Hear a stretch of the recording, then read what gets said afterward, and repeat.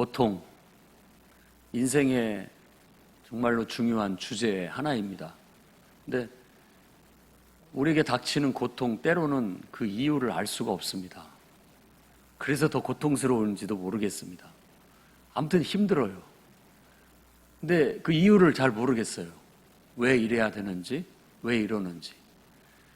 아무리 신학적으로 따져보고 하더라도 뭐 논리적으로, 이성적으로 설명은 할 수 있습니다. 설명은. 나침반도 항상 북극을 가르치면서 떨고 있어요. 항상 떨고 있습니다. 근데 만일 나침반이 떨지 않으면 나침반 죽은 겁니다. 자극을 잡지 못하니까, 북쪽을 가르치지 못합니다. 나침반이 떨고, 살짝이 떨고 있을 때 그 나침반은 살아있는 것이고 온전한 방향을 가르칠 수 있다고 하죠. 고통의 의미를 우리가 부여하고 나름대로 그 의미를 긍정적으로 받아들이려고 노력은 하나, 사실 저도 그거에 대해서 그 이유를 다 알지는 못합니다. 그리고 여러분에게 설명해 줄 수도 없어요. 다만 버티고 견디고 극복함으로써 성장하고 발전해 가야 된다라는 방향은 분명히 제시할 수 있습니다. 실패하고 그걸로 인하여 당하는 고통, 그것은 우리가 살아있다는 한 증거이기도 하고 또한 성장하고 있다는 하나의 표시이기도 한 것 같습니다. 그래서 우리 인생에 때로는 설명할 수 없고 알 수 없는 어떤 고통들이 닥쳐올 때, 또 실패의 경험, 절망의 경험을 할 때마다 여러분들은 그것을 자꾸 부정적으로만 집착하지 마시고 긍정의 에너지로 활용할 수 있는 지혜로운 하나님의 백성들이 될 수 있었으면 좋겠습니다. 그럼에도 불구하고 그 고통에 빠져 있는 사람을 제가 다 위로할 수가 없습니다. 그 사람의 심정을 어떻게 다 알고 이해하고 위로할 수 있겠습니까? 대신 져줄 수도 없습니다. 다 자기의 몫이기 때문에. 그저 격려하고 힘내자는 말, 그리고 강하고 담대하게 이겨내보자. 하나님이 무슨 뜻이 있을 것이다 라고 밖에 말씀드릴 수 없다는 것이 참으로 안타깝습니다. 하나님을 경외하고 그분 앞에 정직하고 진실되고 의로운 사람은 실패나 고통이나 또 우리 인생에 알 수 없는 이유에서 찾아오는 어려움 앞에 절대 좌절하지 않습니다. 어떤 상황에서도 항상 자신의 본분을 지키려고 하고 항상 다시 제자리를 찾아가려고 하고 방향을 똑바로 잡고 그저 꿋꿋하게 앞을 향해서 나아갈 뿐인 것입니다. 오늘 그런 태도들이 여러분에게도 있기를 바랍니다. 오늘 본문 말씀은 여호수아 7장은 아간의 이야기가 대표적인 이야기고 그의 결국은 죽음을 통해 알려진 아골 골짜기가 우리에게 하나의 증거가 되어서 우리에게 아주 큰 깨달음을 주고 있는 내용입니다. 여리고성을 함락시키는 것은 엄청난 기쁨을 맛보게 했습니다. 양각 나팔을 불고 성을 돌았을 뿐인데 성벽이 무너져 내리는 그런 경험은 그야말로 인생에 있어야 아주 큰 성취고 성공이고 쉽게 얻은 어떤 성취고 성공이고 기쁨의 하나였던 겁니다. 그러나 비교적 작은 성인 아이성, 이 아이라는 뜻은 폐허라는 의미를 갖고 있다고 합니다. 아이성을 함락하기 위해서 전투를 벌였을 때는 어이없는 실패와 그 실패로 인한 고통을 맛보게 되었습니다.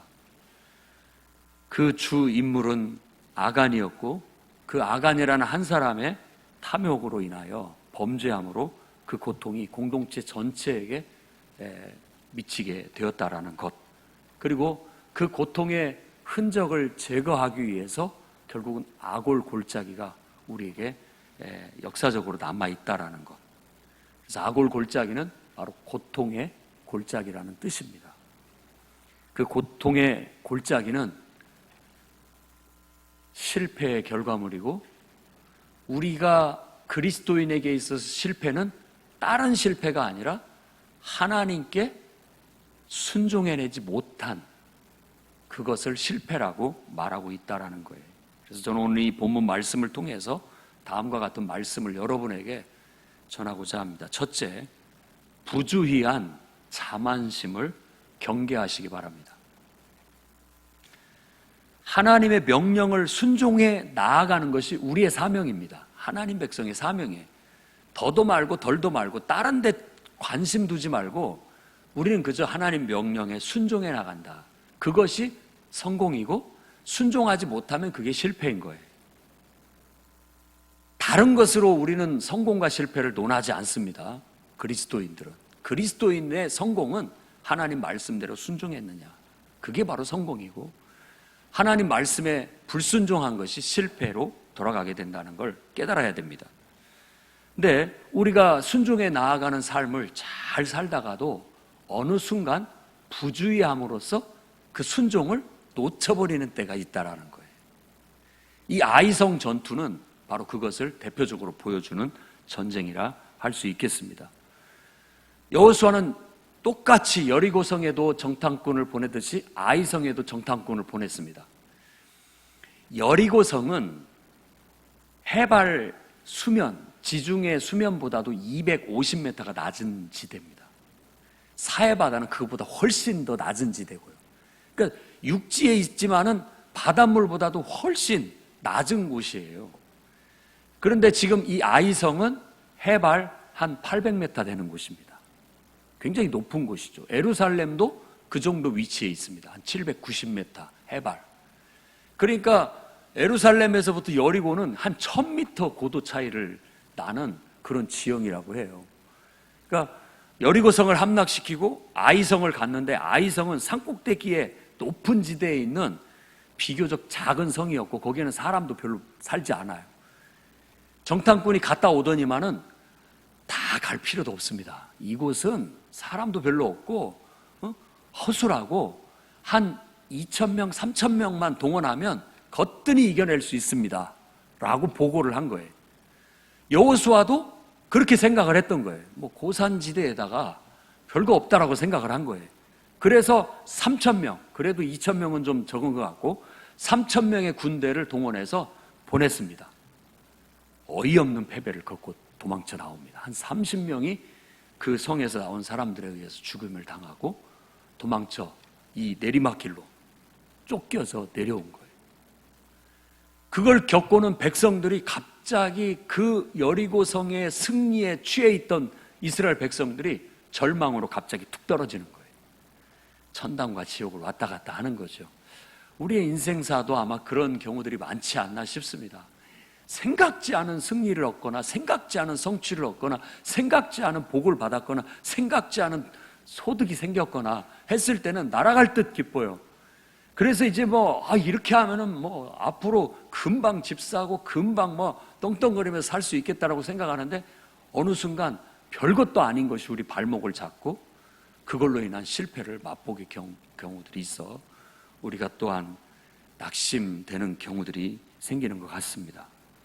여리고성의 승리에 들떠서인지 그들은 순간 하나님의 명령에 순종해 나아간다라는 본분을 잊어버린 것이 아닌가라고 묵상을 할 수 있습니다. 우리도 마찬가지죠.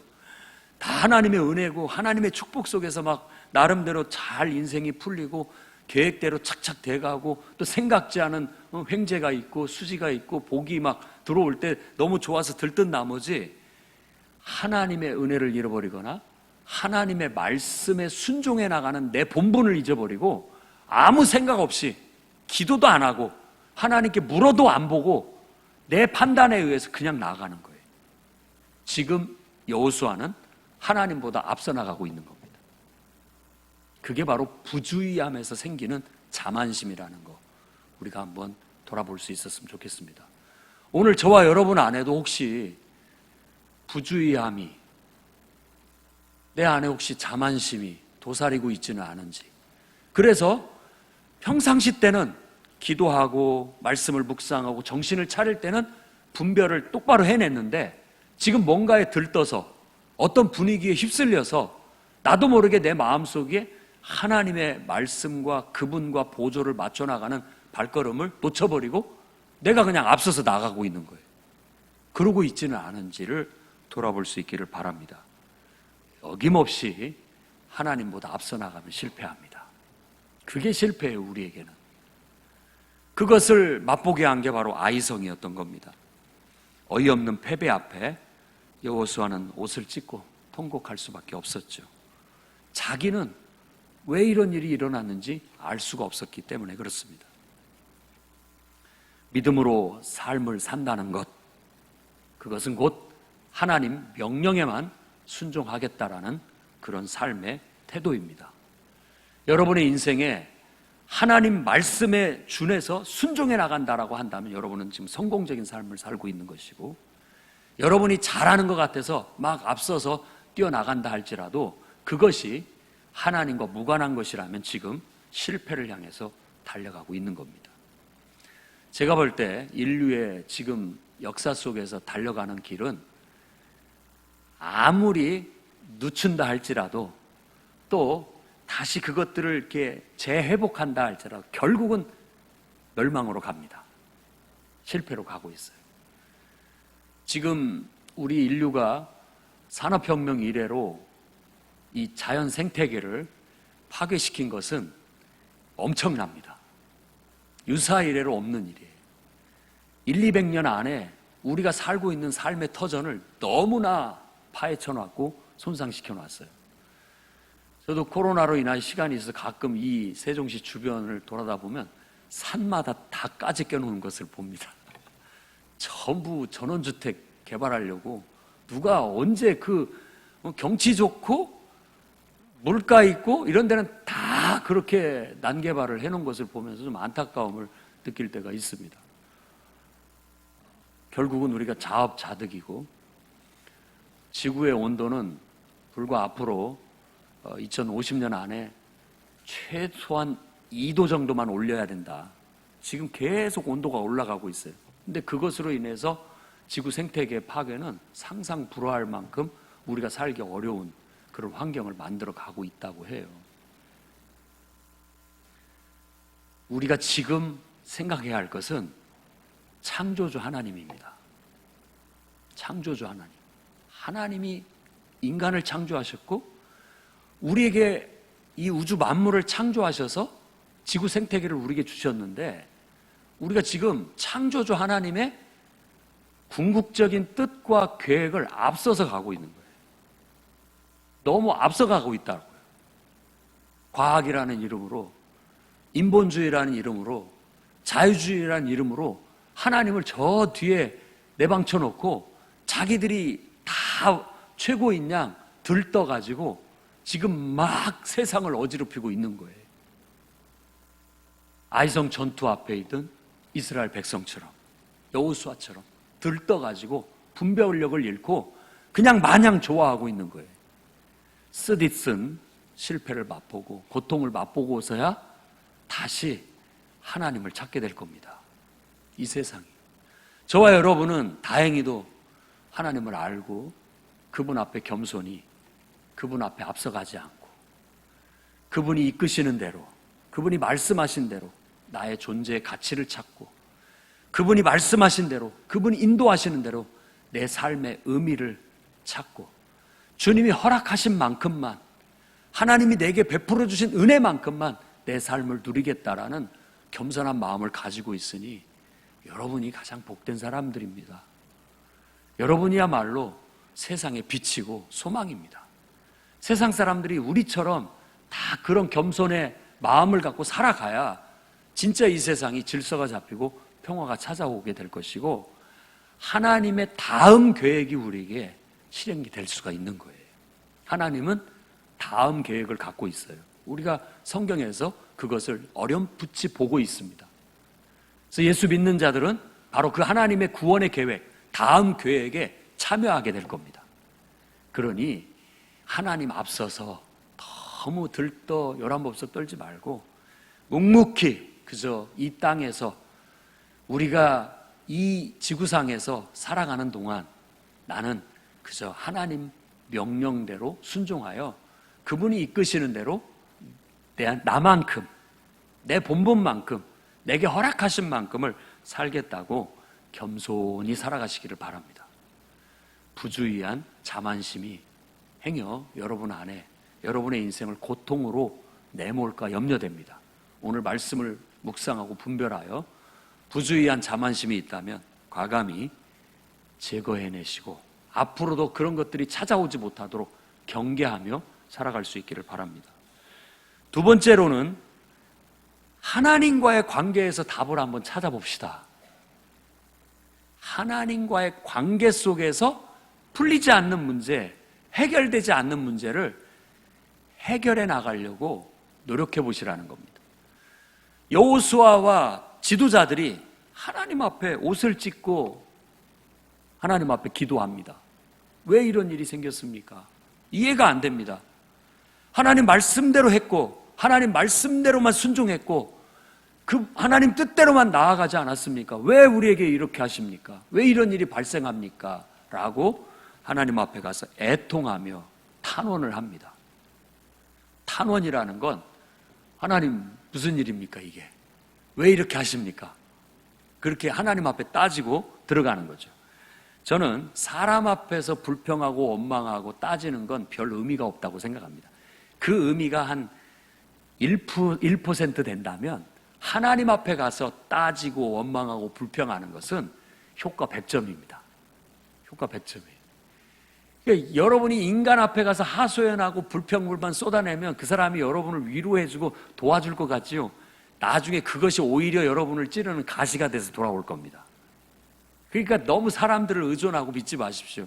정작 풀리지 않는 문제, 해결되지 않은 문제 앞에서는 오히려 하나님 앞에 엎드리는 것이 더 효과적이라는 것을 말씀드리고자 합니다. 더 효과적이에요. 차라리 불 꺼진 예배당에 와서 하나님만 보시라고 하나님 앞에 원망과 불평을 쏟아냈고 왜 이러십니까? 라고 하나님 앞에 탄원하십시오. 하나님이 들으시고 응답하신다면 해결책이 생길 겁니다. 근본적인 문제가 해결되게 되는 거예요.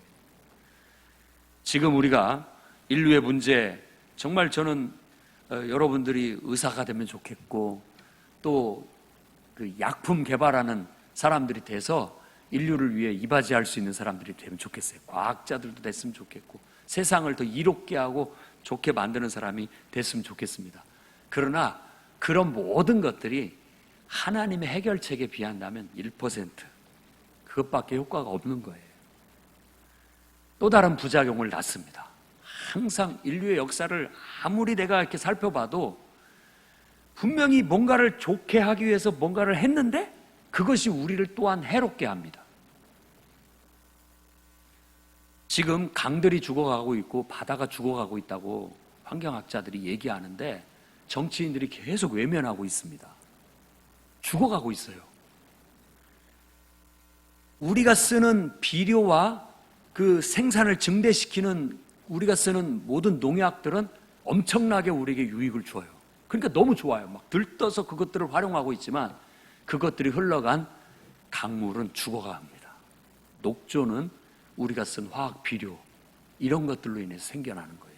생태계가 죽어가고 있고 이런 것들이 누적되고 퇴적돼서 바다로 들어가니 지구의 모든 생태 순환을 총책임지고 있는 바다, 이 지구의 70%를 차지하고 있는 이 바다가 기능을 잃어가고 있다라는 거예요.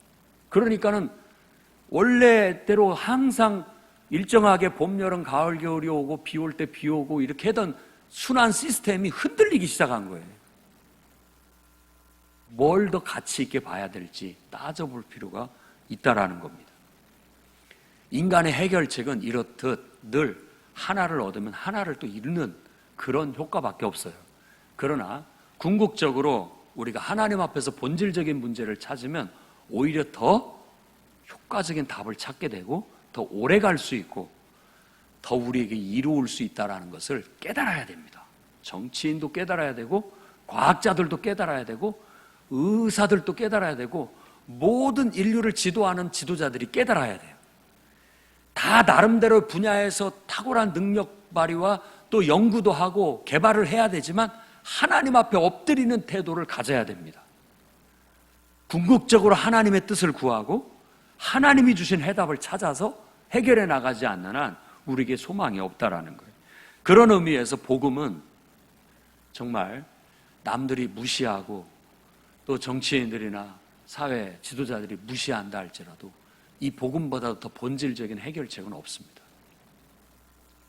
인간의 본성이 달라지지 않는 한 아무리 정치인들이, 과학자들이, 또 기업인들이 용을 써도 노력을 해도 해결 안 됩니다.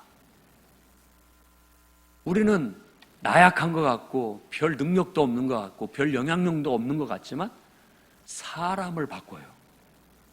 사람의 본성을 다스리게 만듭니다. 복음이. 그래서 모든 사람은 다른 능력 모든 걸 다 뒤로 하고 먼저 하나님 앞에가 엎드리는 태도를 가져야 돼요. 그래서 하나님 앞에서 본질적인 문제를 해결하려고 노력을 해야 되는 겁니다. 그러다 보면 하나님께서 그 문제의 해답을 가르쳐 주는데 대부분은 문제의 원인은 하나님과의 관계가 틀어졌기 때문에 생기는 경우들이 대부분입니다. 그걸 부정하는 분들도 있을 수 있겠습니다만은 깊이 한번 묵상해 보십시오. 인류가 고통스러운 상황 속에 처한 것은 결국은 하나님께 불순종한 원인 때문입니다. 하나님과의 관계가 왜곡되었거나 틀어졌거나 해서 제 능력 발휘를 못하기 때문에 제 기능을 발휘할 수 없기 때문에 생겨나는 고통이 대부분입니다. 아무리 세상을 떵떵거리고 사람을 파리목숨 죽이듯이 죽일 수 있는 무소불위의 권력을 가진 사람도 자기 몸 하나도 자기가 자기 마음대로 못해요. 자기 가까운 가족도 자기 마음대로 못합니다. 할 수가 없어요. 무력한 존재라는 뜻이죠. 무력한 존재. 다만 그렇게 힘을 발휘해서 사람 죽이는데 사람을 해서 어떤 그 자기의 권위를 세우는 데는 엄청난 능력을 발휘하고 사는지는 모르지만 그것이 정상적이라고 보이지는 않습니다. 그 영혼도 죽음 앞에서는 하나님과의 관계를 돌아봐야 되고 하나님과의 관계가 바라야 결국은 가족도 또 사회도 이웃과의 관계도 국가도 다 질서가 잡히고 그 속에서 평화가 정착되고 회복될 수 있다는 겁니다. 그래서 오늘 여러분 인생 앞에서도 크게 볼 것도 아니고 내 자신의 인생, 나 하나도 내 마음대로 못하고 내 가족 하나도 잘 제대로 지도하지 못하고 가르치지 못하는 그런 연약한 존재인 내가 정말 나를 돌아보면서 하나님 앞에 내 안에 깊숙이 숨겨진 불순종은 없는가? 나도 모르고 있는 내 안에 숨겨진 하나님의 뜻과 계획에 위배되어서 가고 있는 것은 없는가를 살펴야 될 겁니다. 이것들을 바로잡지 못하게 되면 우리 인생은 또 다른 고통의 연속으로 계속 고통을 떨쳐버릴 수 없게 될 겁니다. 우리가 하나님의 임재 앞에 나아가 하나님을 예배할 때 보이지 않는 본질적인 문제가 보입니다. 기도의 자리에 앉아서 하나님 앞에 깊이 들어갈 때 하나님의 눈을 얻어 그분의 눈으로 내 인생의 본질적인 문제를 우리는 발견하게 되는 겁니다. 그걸 계시라고 하는 거예요. 기독교인의 삶을 고상하다라고 말하는 이유는 바로 예배하고 기도하기 때문에 그렇습니다. 온전한 예배와 기도는 누구보다도 자기 자신을 성찰할 수 있는 눈을 주고 인생의 가장 본질적인 문제를 발견할 수 있는 지혜를 주기 때문에 그렇습니다. 그걸 발견하고 눈꼽만큼이라도 그것을 수정할 수 있고 고쳐나갈 수 있다면 인생의 많은 고통의 문제를 해결해 나갈 수 있게 되는 거예요. 풀리지 않는 문제는 거기서부터 풀리게 되는 거예요. 나비 효과처럼 도미노 현상이 일어나는 겁니다. 본질적인 문제를 하나 수정을 했더니 외연적으로 나타나는 삶의 모든 문제들이 하나씩 하나씩 다 순차적으로 해결이 되더라는 거예요. 그것이 바로 하나님과의 관계에서 비롯되는 복입니다.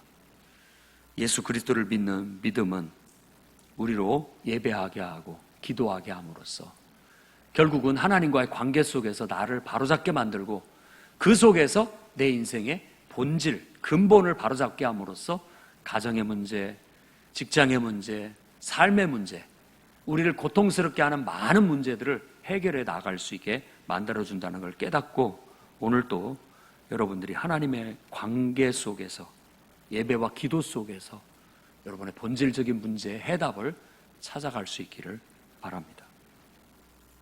세 번째로는 우리 안에 있는 이기적인 탐심을 제거합시다. 본문의 주요 인물이 바로 아간이라고 말씀을 드렸습니다. 아간이라는 의미도 아골이라는 단어와 그 어근이 같은 고통이라는 단어에 갖고 있습니다. 그래서 고통의 사람, 어떤 고통을 주는 사람, 뭐 이런 식의 이름을 갖고 있는 사람이죠. 하나님의 지시를 어기고 하나님께 온전히 바친 물건을 손댄 사람이라고 오늘 말하고 있어요. 하나님 백성이 된다라는 것은 아까도 말씀드렸듯이 하나님 말씀과 명령에 순종한다라는 의미를 갖습니다. 그러니까 우리가 기독교인이 되어 산다는 것은 하나님 말씀의 가르침을 실천하는 사람이다라는 뜻입니다. 말씀대로 명령대로 실천하는 사람이에요. 하나님 사랑을 실천하고 이웃 사랑을 실천하는 사람이에요. 교회에 있든지 바깥에 있든지 항상 우리는 천국의 복음, 예수의 가르침을 삶에서 실천하는 사람들이에요. 실천. 그런데 그 실천이 결국은 하나님 명령대로 실천해 나가는 그것이 우리의 이기적인 탐욕 때문에 결국 실천을 못하게 되는 경우를 가져오게 된다는 거예요. 탐욕은 우리 안에 있는 우리의 본성입니다. 욕구죠. 그 욕구는 옳다 그르다 말할 수 없는 가치 중립적인 거예요. 그런데 성경에서 말했을 때 그것이 악이다라고 얘기하는 것은 그 욕망이 가치 중립적인 것인데 그 욕망이 하나님에 의해서 명령에 의해서 활용되어지면 선으로 발휘가 되어지고 하나님에 의해서 활용되지 않고 내 자의에 의해서 활용되어졌을 때 그것이 탐심, 욕망이라고 하는 겁니다. 그러니까 지금 여호수아도 하나님께 묻지 못하고 앞장서서 행한 것이 고통의 원인이 되었다면 아간은 그 안에 있는 탐심이 하나님의 명령을 이겨먹어버린 거예요. 하나님의 명령이 자기를 이끌고 가는 것이 아니라 자기 안에 있는 탐심이 눈멀게 해서 자기 삶을 이끌고 가는 거예요. 그 탐심이 결국은 고통을 가져오게 돼서 고통의 대명사가 돼버리고 맙니다. 그래서 아간입니다. 탐심은 우리를 고통 가운데 우리를 쳐놓고 말 겁니다. 우리 안에 있는 욕망은 나쁜 것은 아니지만 그 욕망이 하나님보다 앞장서서 하나님 자리에 앉아서 여러분의 인생을 좌지우지하게 된다면 여러분들은 고통 속에 처해지고 말 거라는 것입니다. 탐심이 하나님이 돼서 그를 지배하게 되자 그의 눈은 신할산 최고급 외투에 눈이 쏠립니다. 눈이 멀어요. 그걸 갖고 싶은 마음에 하나님 명령을 잊어버립니다. 그리고 은으로 된 그 돈을 보니까 갑자기 눈이 멀어요. 하나님 명령이 사라져버리는 거예요. 기억이 안 나요. 그것에 욕심을 부리다 보니까 하나님 명령은 기억도 안 나고 그것을 차지하고자 하는 마음에 더 혈안이 됩니다. 금덩이를 보니까 하나님 명령이 생각이 안 나요. 그 금덩이를 가지고 싶은 욕망만 자기 마음에 꽉 차게 된 거죠.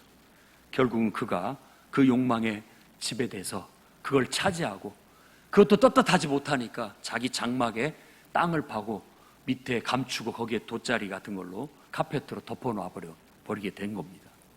그런데 그것은 자기 인생만, 자기 양심만 고통스럽게 하고 괴롭히는 것이 아니라 자기가 속한 공동체 전체를 괴롭히는 가시가 되고 쓴뿌리가 됐다라는 것으로 그는 크게 후회하게 됩니다. 탐심으로 우리가 행하고 나면 내 스스로가 고통스러워요. 양심의 가책을 받고 찔림을 받고 스스로가 무겁고 힘이 듭니다. 근데 나 하나만 힘든 것으로 한다면 그나마도 내가 잘못했으니까 내가 벌 받는 거야 뭐 감수할 수 있겠다고 생각할 수 있지만, 나 때문에 공동체 전체가 힘들어진다라는 것을 생각하면 더 견디기 어려운 고통이 찾아오게 되는 거예요. 하나님은 그분 앞에 엎드린 여호수아와 지도자들에게 계시로서 그 문제를 깨우쳐 줍니다. 너희 안에 이와 같이 하나님 내 명령을 너희가 불순종했다.